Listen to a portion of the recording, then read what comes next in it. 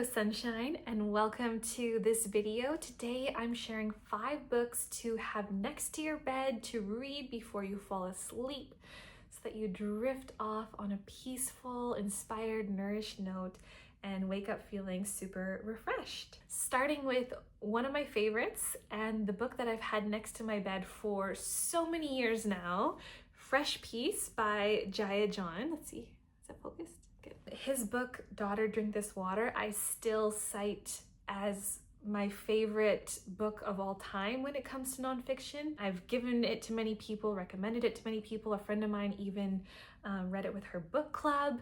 I don't have it on me because I just lent it to a friend. But what I like most about this one is that each page is a passage, and I find it just connects me to my inner truth. It centers me. It reminds me of what's important. And I always just feel good when I read his words. I'll just read you a passage. I just opened it to a random page. That last breath you just took, let's try it again.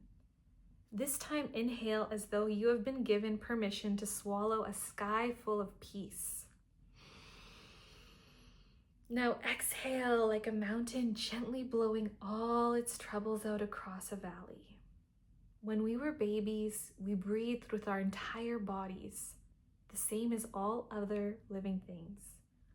Now we breathe like bandits hiding a crime, or someone swiping a quick slug of gin from a flask at a child's birthday party, all tight, constricted, and stealthy. Maybe if we became bold and joyful with our breathing, we would become bold and joyful with our living.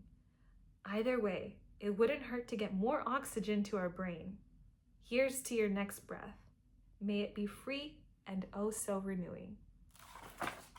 I mean, come on, you guys. This book is so good. Fresh Peace, Daily Blossomings of the Soul, Jaya John.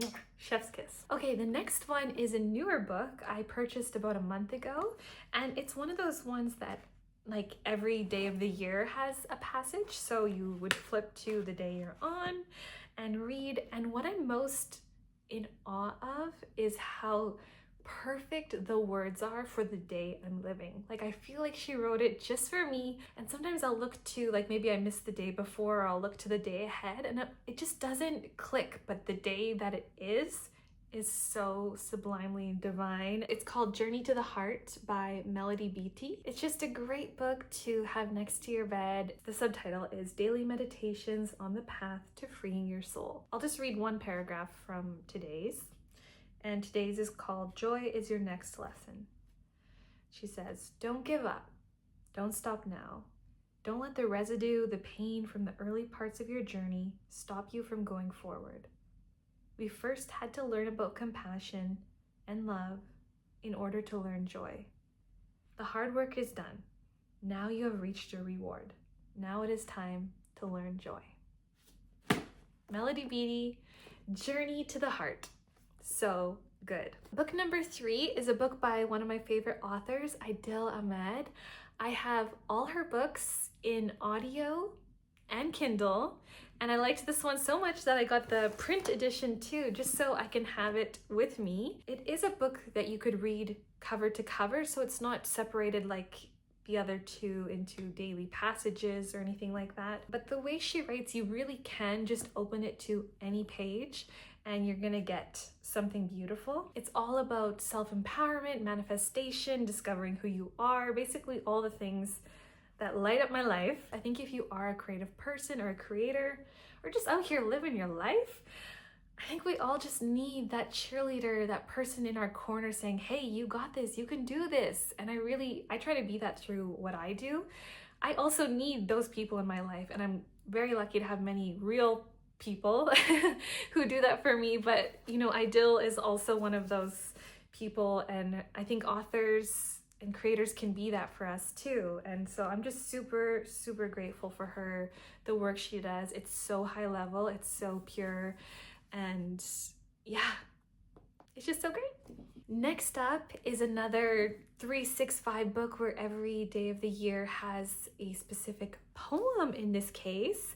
And this one is A Year with Hafiz, translated by Daniel Ladinsky. So these are Hafiz's poems. And Hafiz is a 14th century poet, very Similar to Rumi, they have a similar spirit of playfulness and joy and just devotion to the sweetness and beauty and the magic of life. And yeah, I just love it so much. It's like you just never know where it's gonna go, but they all have something super special to them. I can read you today's. It's a nice little short one. It's called The Terrain Around Here. Out of a great need, we are holding hands and climbing. Not loving is a letting go. Listen, the terrain around here is far too steep and dangerous for that. I love it. It's saying, not loving, it's risky. If you want to make it up the mountain, you gotta love. And if you're one of those people who doesn't like doing that 365 kind of thing, Daniel Ladinsky has many other books of Hafiz's poems that are just a collection of the poetry, which could be a nice option for you too. Okay, and finally, this is one of my latest purchases too, Women Living Deliciously by Florence Given. This book is like a juicy peach. It's so nourishing and quenching. It just makes you feel alive and like ready to go out and literally live deliciously. She is so magical. And she also has her amazing illustrations all throughout too. This one says, embarrassment is the price you pay to become fucking exceptional at something. Hear, hear. I really think the title says it all, but I will read the back for you just so you can get more of a sense of what it's about. Women Living Deliciously wants us to fall in love with our lives. It will help women uncover the sense of awe and wonder that has been buried by the layers of shame, perfectionism, and self-objectification piled on us by the patriarchy. For too long, we have internalized the belief that our bodies are things to be looked at instead of lived in, that it's embarrassing to fully express ourselves, that we cannot trust the parts of ourselves that are so full of desire. This book unpacks the many barriers women face when trying to access joy so that we can discover the delicious life that's ours for the taking. Internationally best-selling author Florence Given wants to restore your lust for life and your sense of agency, giving you the courage and permission to inch closer to the wildly expansive life that you fully deserve. Not in the future, not when you're perfect, not when you're prettier, but right now.